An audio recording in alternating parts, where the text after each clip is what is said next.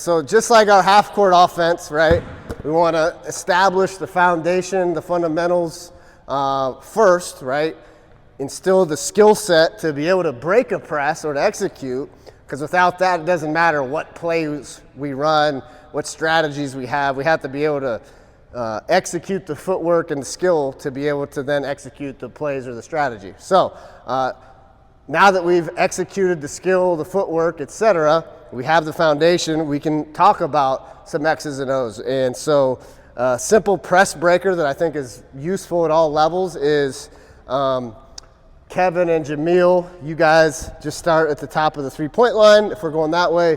David and Hunter, you guys start at half court on the sidelines. Yep, on each sideline. I'll take the ball out. So Kevin, come to the free throw line.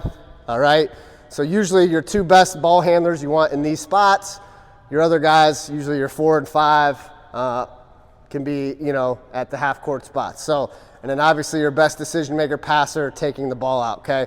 So when I slap the ball, these two guys at the free throw line and three-point line are going to work together, right? Kevin can screen up for Jamil, try to free Jamil up, assuming we're going against a man press, right?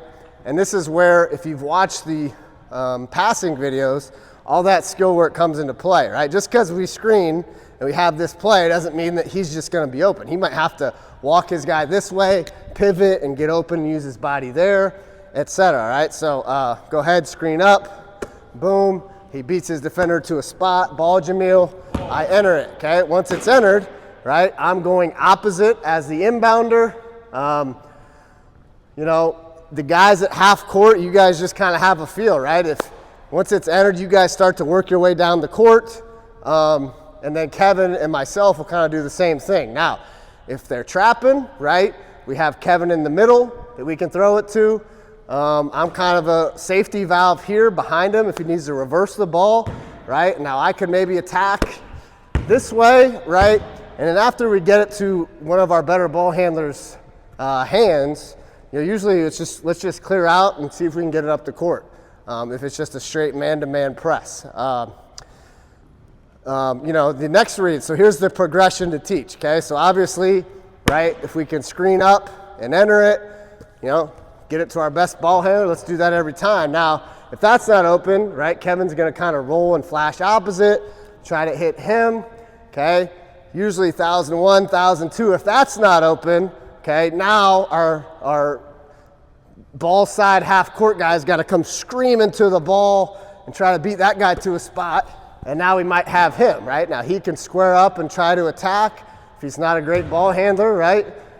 We can look to hit another guy streaking up the court or just get it to your handler and attack that way. So that's sort of the progression of this press breaker. You can call it whatever you want. I like to call it tandem because you got a tandem of your ball handlers working up front. Could also invert it, right? If we're having a hard time getting this completed, they're really face guarding and switching, right? We can put our best ball handlers at half court. Our 4s and 5s come up here and screen, somewhat of a decoy, right? And now, right, you just gotta trust your best ball handlers to maybe set your cut up and come flying to the ball and enter it that way. The other side of it is, right, go ahead back.